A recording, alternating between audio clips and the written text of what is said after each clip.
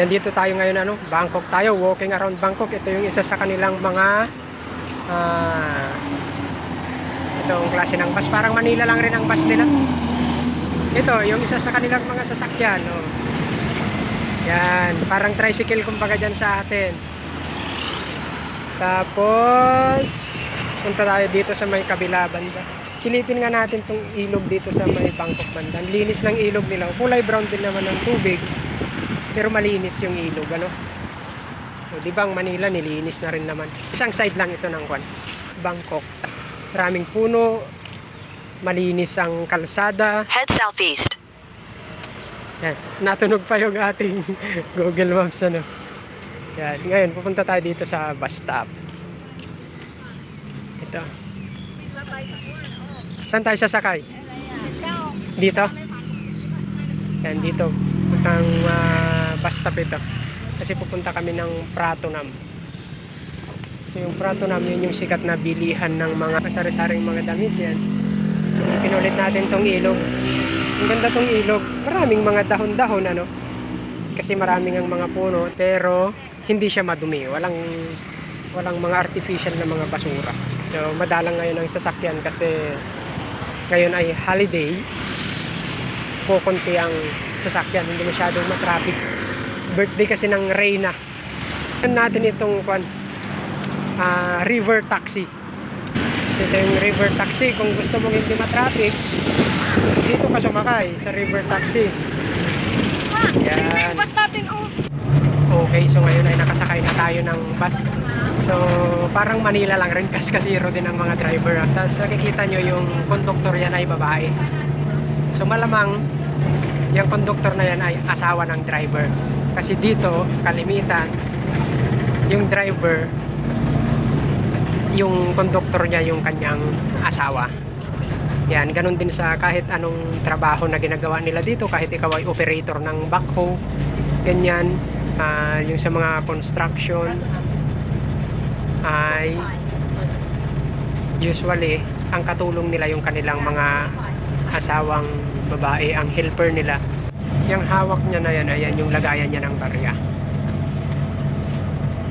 So liit lang ng kanilang ticket yan.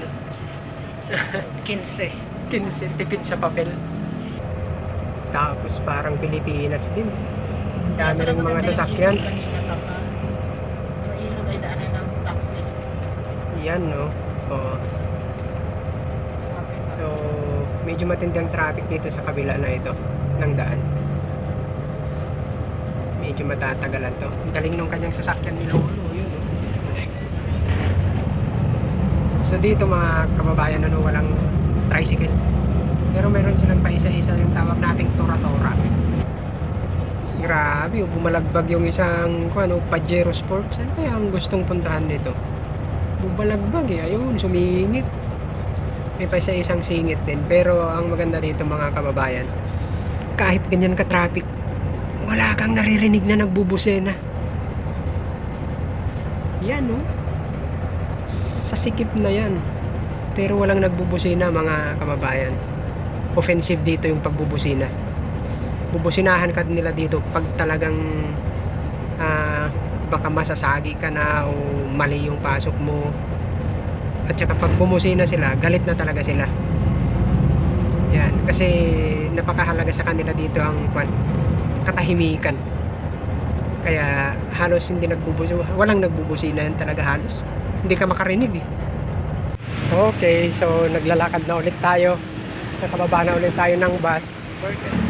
Nandito tayo sa kabilang bahagi naman ng Bangkok. Yan. So may mga matataas din sila ng mga building. Sobrang tataas. Yan. Tapos ito yung parang pinaka-tricycle nila na jeep. Hindi malaman kung tricycle na jeep.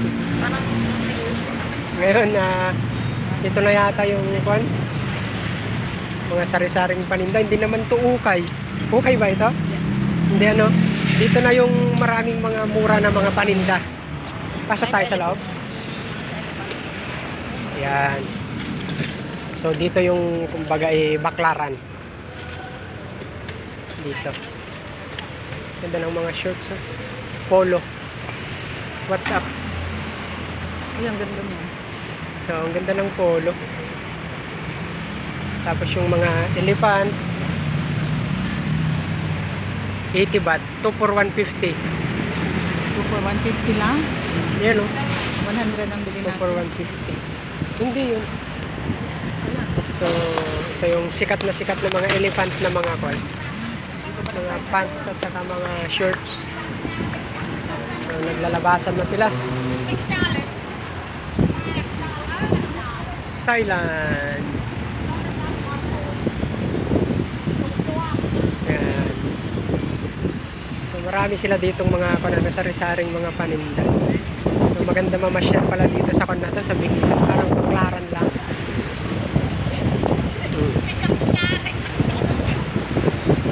Pasok tayo sa loob. So, okay, so ito yung Palladium. Ito Palladium pala to. Oh, yan. Ayan.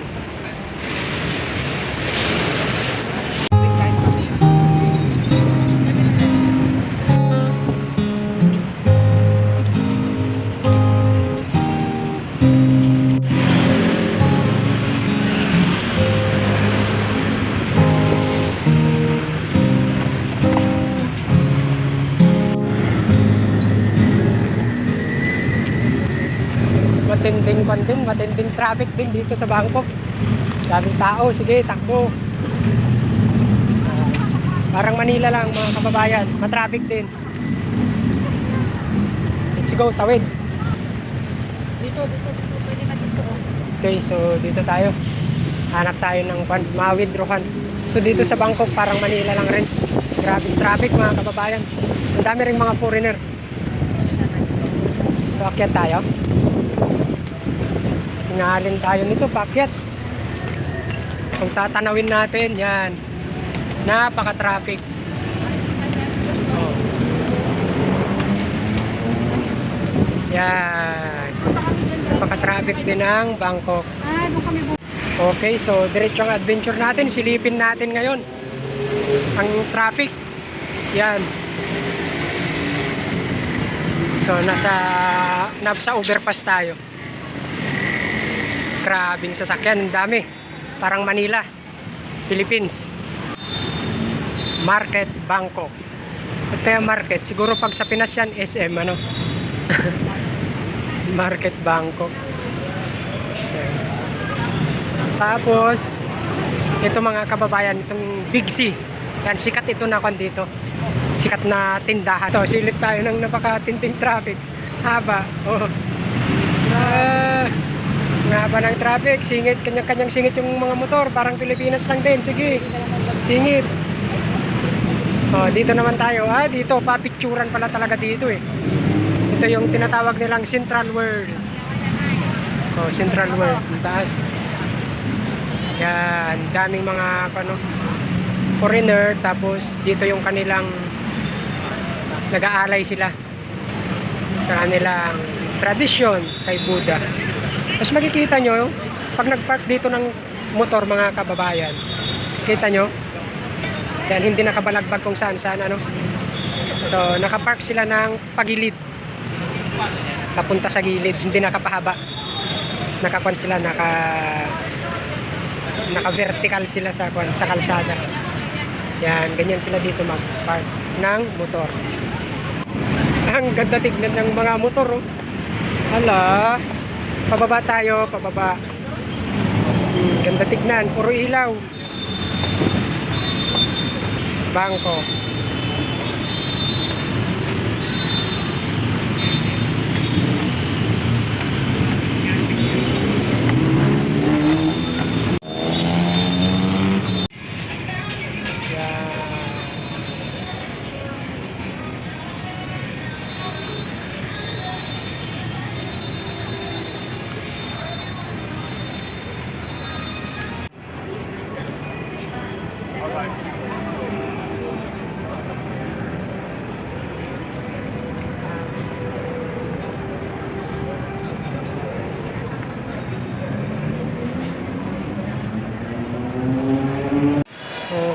So ngayon, punta muna tayo dito sa ATM para may pambili ng kwan. Fishbowl lang pala.